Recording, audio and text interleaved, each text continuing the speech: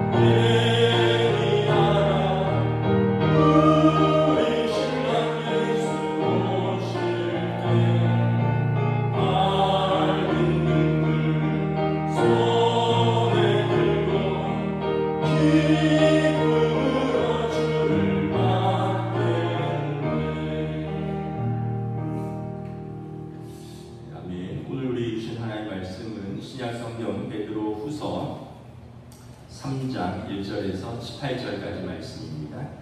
베드로후서 3장 1절에서 18절까지 말씀입니다. 신약성경 386페이지입니다. 베드로후서 3장 1절에서 18절 다 찾으신 줄 알고 저 여러분들이 한 절씩 교도하겠습니다.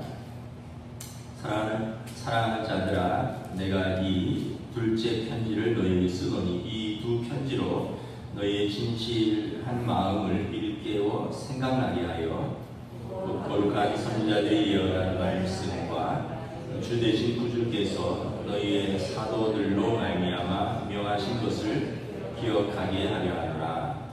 먼저 이것을 알지니 말세에 조롱하는 자들이 와서 자기의 정욕을 따라 행하며 조롱하여 너희를 주께서 강림하신다는 약속이 어디 있느냐? 조상들이 자기로부터 만물이 처음 창조될 때와 같이 그냥 있다 하니 이는 하늘이 예적되어 있는 것과 땅이 물에서 나와 물로 성립된 것도 하나님의 말씀으로 된 것을 그들이 일부러 잊으려 함이로다. 이로 말미암아 그때 세상은 우리 넘침으로 멸망하였을 때 이제 하늘과 땅은 그 동일한 말씀으로 불사를 위하여 보호하신 바 되어 경건하지 아니한 사람들의 심판과 멸망의 날까지 보존하여 두신 것이니라. 사랑하는 자들아, 주께는 하루가 천년 같고 천년이 하루 같다는 이 한 가지를 잊지 말라. 주의 약속은 어떤 이들이 더디다고 생각하는 것 같이 더딘 것이 아니라 오직 주께서는 너희를 대하여 오래 참사 아무도 멸망하지 아니하고 다 회개하기에 이르기를 원하시느니라. 그러나 주의 날이 도둑같이 오리니 그날에는 하늘이 큰 소리로 떠나가고 물질이 뜨거운 불에 풀어지고 땅과 그 중에 있는 모든 일이 드러나리로다. 이 모든 것이 이렇게 풀어지리니 너희가 어떠한 사람이 되어야 마땅하냐? 거룩한 행실과 경건함으로 하나님의 날이 임하기를 바라보고 간절히 사모하라. 그날에 하늘이 불에 타서 풀어지고 물질이 뜨거운 불에 녹아지려니와 우리는 그의 약속대로 의가 있는 곳인 새 하늘과 새 땅을 바라보도다. 그러므로 사랑하는 자들아, 너희가 이것을 바라보나니 주 앞에서 점도 없고 흠도 없이 평강 가운데서 나타나기를 힘쓰라.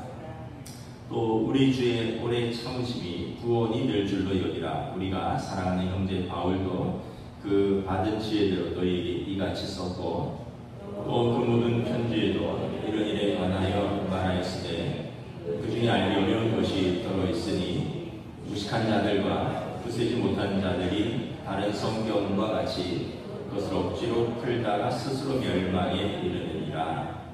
그러므로 사랑하는 자들아, 너희가 이것을 미리 알았은즉 무법한 자들의 미혹에 이끌려 너희가 굳센 데서 떨어질까 삼가라. 오직 우리 주 곧 구주 예수 그리스도의 은혜와 그를 아는 지식에서 자라가라.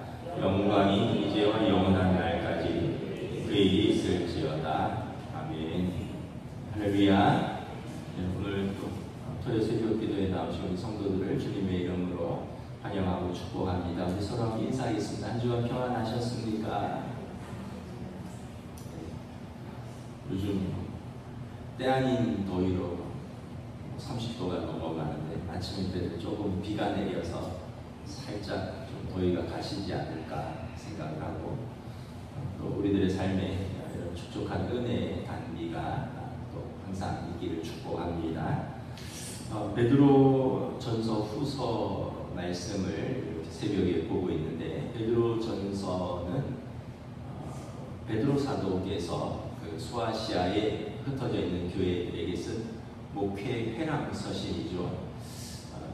후서도 마찬가지인데 AD 한 65년에서 67년 사이에 기록된 것으로 보이고 네로 황제의 박해에서 베드로 사도가 순교를 앞두고 초대교회 성도들에게 고난이 있지만 산 소망이신 예수 그리스도를 바라보고 인내하고 견디어서 믿음으로 승리하라라는 주제가 베드로 전서라면 후서는 플러스 이제 거짓 선지자들, 거짓 교사들이 일어나서 성도들을 미혹할 터인데 너희가 그 미혹된 그 거짓 가르침에 현혹되지 말고 사도의 진실된 믿음의 권면에 굳게 서서 주의 오심을 준비하고 기다리라 이런 내용입니다. 그래서 1절에 보면 사랑하는 자들아, 내가 이제 이 둘째 편지를 너에게 쓰노니 이 두 편지로 너희의 진실한 마음을 일깨워 생각나게 하여 거룩한 선지자들이 예언한 말씀과 주 되신 구주께서 너희의 사도들로 말미암아 명하신 것을 기억하려 하노라. 이렇게 베드로 전후서를 쓴 목적, 주 되신 그리스도께서 또 우리에게 오신 것과 그분의 또 십자가의 사역, 그리고 이를 증거하는 사도들의 이 진실한 마음을 잘 듣고 일깨워서 스스로를 믿음 가운데 세우라는 것입니다. 특별히 이제 3장은 그 당시 이단 중에 이제 주님의 재림이 없다라고 하는 자들에 대한 그 강력한 경고와 성도들의 권면입니다. 초대교회에도 많은 이단들이 있었는데 새벽기도에 몇 번 언급을 했는데 대표적인 이단들이 유대주의자들입니다. 예수 그리스도를 믿지만 율법을 다 지켜야 하고 또 할례를 몸에 받아야 된다.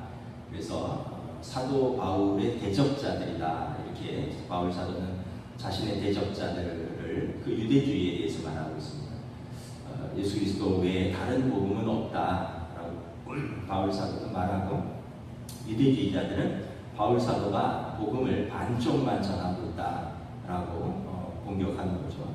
두 번째는 이제 영지주의자들인데, 영지주의자들은 우리에게 영적인 고상한 지식이 있으니까 본래 타락하고 또 언젠가는 없어질 육체는 무익하여 별로 신경 안 써도 된다, 이런 이제 주의자들인데, 영지주의자들의 특징은 그래서 육신을 아무렇게나 굴리는 겁니다. 왜냐하면 영적인 지식이, 고상한 영적인 지식, 구원에 이를 만한 영적인 지식이 있기 때문에 이것은 이제 헬라 철학의 이원론에서 온 것인데, 물질은 악하고 또 정신적인 것은 선하다, 여기에서 영향을 받는 것인데 이것도 옳지 않다는 거죠. 우리에게 믿음이 있으니까 삶은 아무래도 상관없다 하고 살아가는 것과 똑같다는 거죠. 믿음과 삶은 연결되어 있고, 고상한 영적인 지식이 있으면 그 육신도 점과 흠이 없이 경건한 믿음의 생활 가운데 힘쓰라고 권면을 하고 있는데, 영지주의자들은 이것을 이제 거스르고 있는 거죠. 또 세 번째는 이제 에비온주의자들이라고 하는데, 예수 그리스도의 신성을 부인하는 자들입니다. 예수님께서 신성을 부인하면 어떻게 되냐면 사람이 되는 거죠.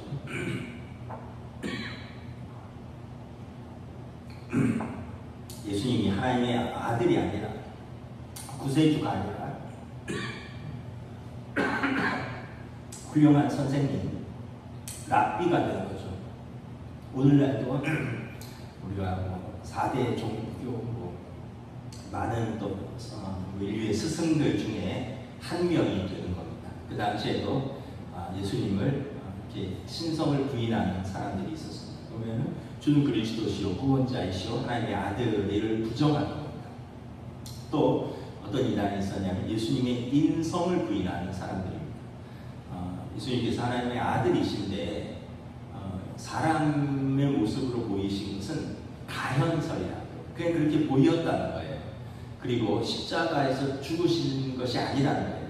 어떻게 하나님의 아들이 율법에 따르면 십자가에 달리신 자는 저주받은 자인데 십자가에서 죽으실 수 있느냐. 그래서 이런 것들은 이제 다 어떤 착각, 뭐 가현설, 또 가사설, 죽은 것처럼 보이지만 기절한 것이다 등등. 그래서 예수님의 인성을 부인하는 자들, 이런 이단들이 이렇게 계속 일어났습니다. 예수님의 인성을 부인하는 자들, 신성을 부인하는 자들, 뭐 영적인 지식이 있으니까 삶은 아무래도 상관없다고 하는 자들, 믿음 플러스 율법, 할례 다 받아야 된다고 하는 사람들.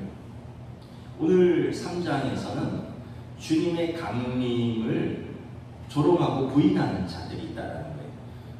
예수님의 재림을 믿지 않는 자들이죠. 4절을 보면 주께서 강림하시는 약속이 어디 있느냐? 조상들이 잠후로부터 만물이 처음 창조될 때와 같이 그냥 있다. 그래서 하늘이 예적부터 있는 것처럼 그들이 뭐 바뀐 거 있느냐? 예수님이 다시 오고 새하늘과 새 땅의 창조가 있고 심판이 있고 이런 거 다 이제 안 믿어도 된다라는 거죠. 그래서 이 주의 강림이 지연되니까 이제 재림이 없다라고 부인하는 자들도 이단들 중에 하나인 것이죠. 최근에 미국의 어느 유명한 목사님인데 그런 고백을 했어요.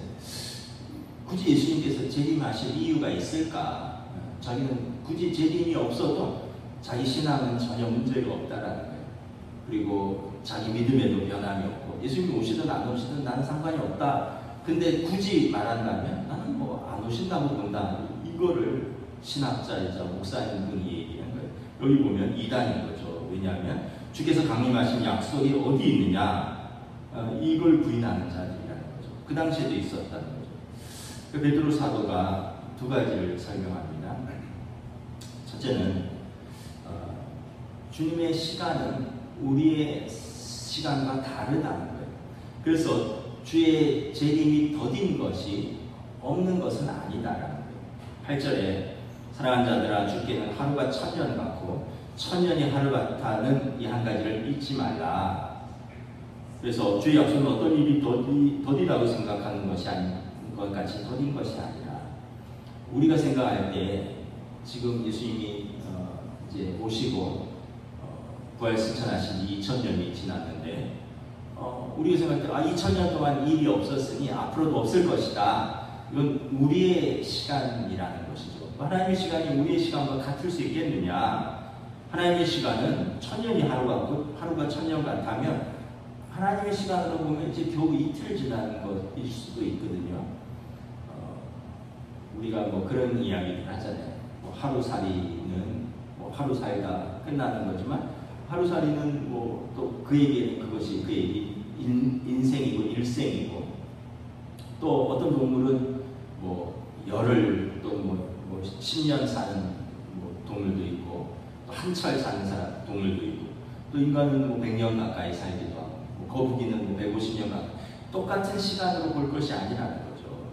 그러면 왜 더딜까? 하나님의 시간과 우리의 시간이 다르다고 인정을 한다 해도 왜 더딜까라는 거예요. 여기서 더딘 이유는 하나님의 사랑과 긍휼과 자비하심과 오래 참으심 때문이라는 거예요. 9절에 너희를 대하여 오래 참으사 아무도 멸망하지 아니하고 다 회개하기에 이르기를 원하노라. 그래서 더딘 이유는 뭐냐면 우리에게 회개의 기회를 주기 위해서이다. 하나님의 사랑과 자비하심과 오래 참으심의 결과로 하나님께서 우리에게 기회를 주시고 조금 우리가 생각할 때 더디다고 하는 것이다. 그래서 더디다는 것과 없다고 하는 것은 분명히 다르다는 것입니다. 여러분 종말에 대해서 종말론적 신앙이라고 하는데 두 가지 태도가 있습니다. 첫째는 개인적인 종말이 있고 역사적이고 우주적인 종말이 있다는 것이죠. 개인적인 종말은 누구나 다 맞이하는 종말입니다. 저나 여러분이나 때를 알 수 없지만 언젠가는 반드시 맞이하는 종말입니다. 젊다고 뭐 늦게 올 가능성이 조금 더 있지만 그렇다고 꼭 그런 것도 아니죠. 제가 아는 선배 목사님은 60대 초인데 당회원들하고 수련회를 일본으로 갔어요. 일본으로 수련회를 갔는데 다음날 아침 식사를 하려는데 목사님이 안 나오는 거예요. 그래서 장로님들이 피곤하신가 보다 식사를 안 하니까 오전 일정이 있는데 안 나오는 거예요. 그래서 숙소를 갔더니 심장마비로 돌아가셨어요. 암살이 60대 초예요. 이게 우리가 인생을 뭐 60대 초니까 조금 더 말겠지, 80대 초니까 뭐 좀 이르겠지, 뭐 30대면 뭐 아니겠지, 꼭 그렇지도 않다라는 거예요. 우리 인생은 아무도 장담할 수가 없고 또 우리 계획대로 되는 것도 없습니다. 그래서 우리가 항상 하나님 앞에 겸손하게 기회가 있을 때 살아야 하는 거죠. 저희 큰아들 동기도 한 달 전에 세상을 떠났어요. 큰 충격을 받았어요. 25살인데 그렇게 가는 거예요. 한 달 사이에 군인이 5명이 죽었습니다. 한 달 사이에. 수리탄 투척하다가 폭파로 죽었죠. 군장 메고 기합받다가 죽었죠. 뭐 이렇게 또 숙소에서 뭐 그렇게 떠나는 친구들도 있고 한 달 사이에 5명이 갔어요. 우리가 정다고 뭐 안 가고 뭐 이게 우리 마음대로 되는 게 우리 인생은 내 뜻대로 되는 게 아니라는 거죠. 오늘 아침에 제가 새벽기도 원고를 못 뽑았어요. 아침에 저는 이제 4시 반에 일어났거든요. 그래서 불 켜고 뭐 하고 또 머리 감고 또 설교 이렇게 원고 좀 다시 다듬고 10분 전에 출력이 안 되는 거예요. 컴퓨터도 이상이 없는 거고 프린터도 프린터 자체로는 이상이 없고 온라인 원격으로 와이파이로 출력이 되는데 안 돼서 다시 USB를 꼽아서 했는데 그래도 안 되고 그래서 그냥 온 거예요 오늘. 그래서 여러분들에게 오늘 설교는 조금 짧지 않을까 원고가 없기 때문에 그러니까 이게 우리가 계획된 대로 되는 게 인생이 아니다라는 걸 우리가 이렇게 날마다 이렇게 느끼는 거죠. 그래서 우리는 언제나 겸비하고 겸손하게 하나님의 때를 기다리고 우리의 종말도 아무도 알 수 없다는 거예요. 두 번째는 역사적이고 우주적인 종말이라는 거죠.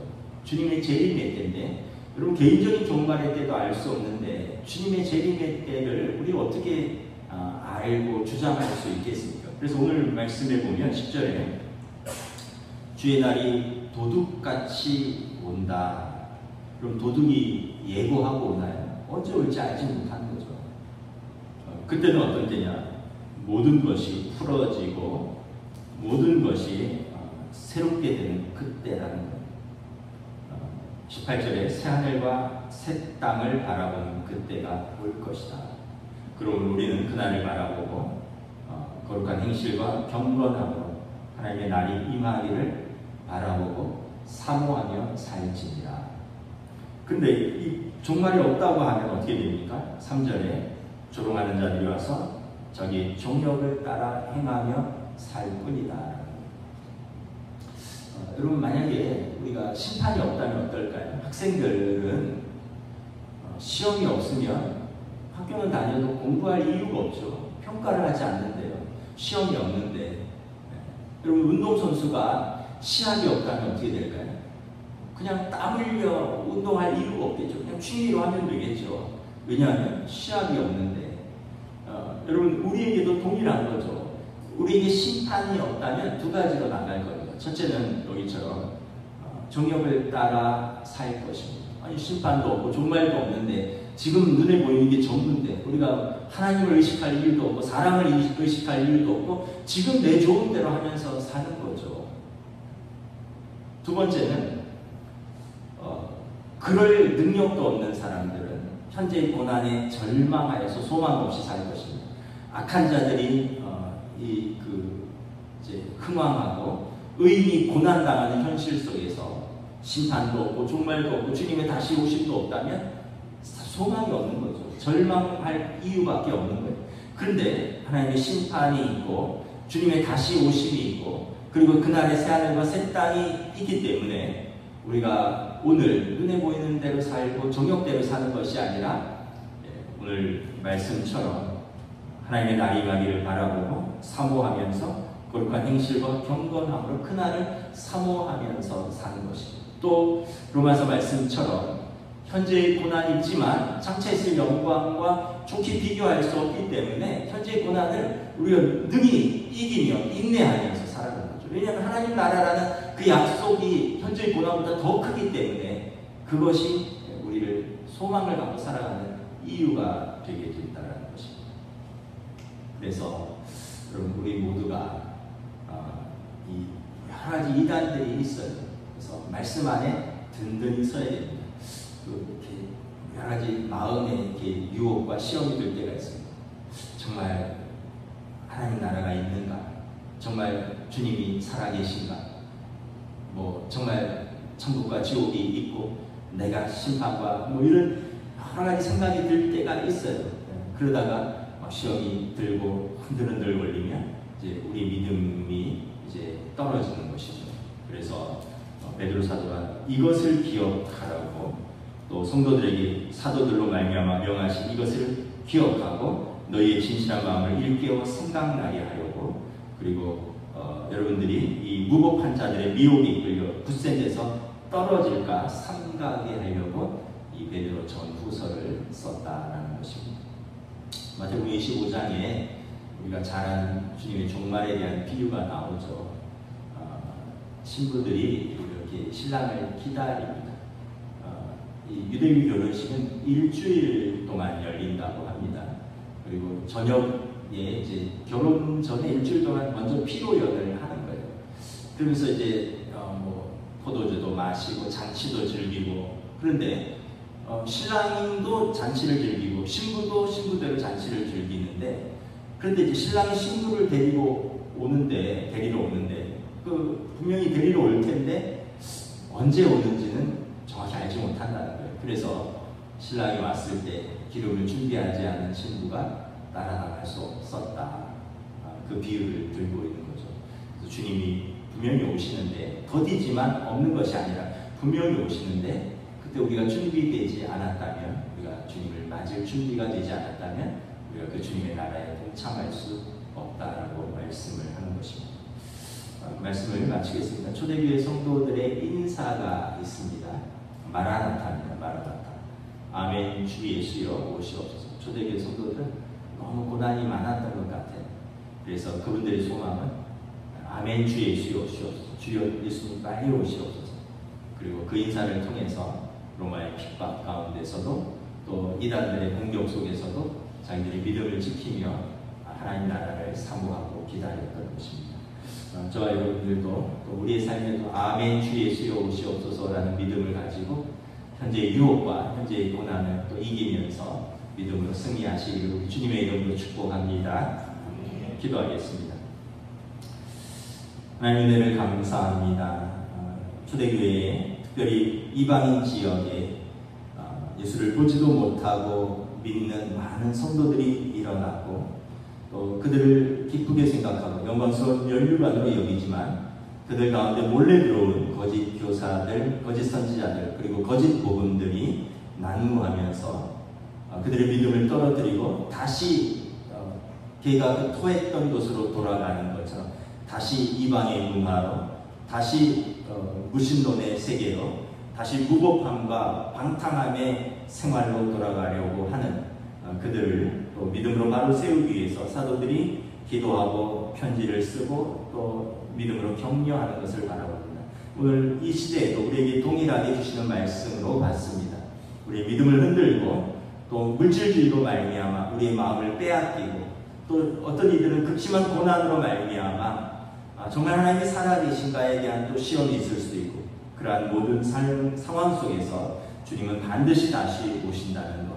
다시 오실 때 믿는 자들 그 믿음 위에 서 있는 사람들을 구원하시고 믿지 아니하고 경건하지 아니하고 쾌락 가운데 정욕 가운데 믿음 없이 사는 그들에게 반드시 하나님이 심판하신다는 것을 다시 한번 사도들의 말씀을 통하여 경고하고 권면함으로 믿음 위에 든든히 서 있으라는 권면을 주시니 오늘 우리에게 주시는 말씀인 줄 믿고 오늘 우리의 삶의 자리에서 우리의 가정에서 또 일터에서 교회에서 이 믿음 위에 든든히 서 있는 주의 백성들로 성령님 인도하여 주시옵소서. 감사를 드리오며 우리 주 예수 그리스도 이름으로 기도드리옵나이다. 아멘. 하늘에 계신 우리 아버지, 아버지의 이름을 거룩하게 하시며 아버지의 나라가 오게 하시며 아버지의 뜻이 하늘에서와 같이 땅에서도 이루어지게 하소서.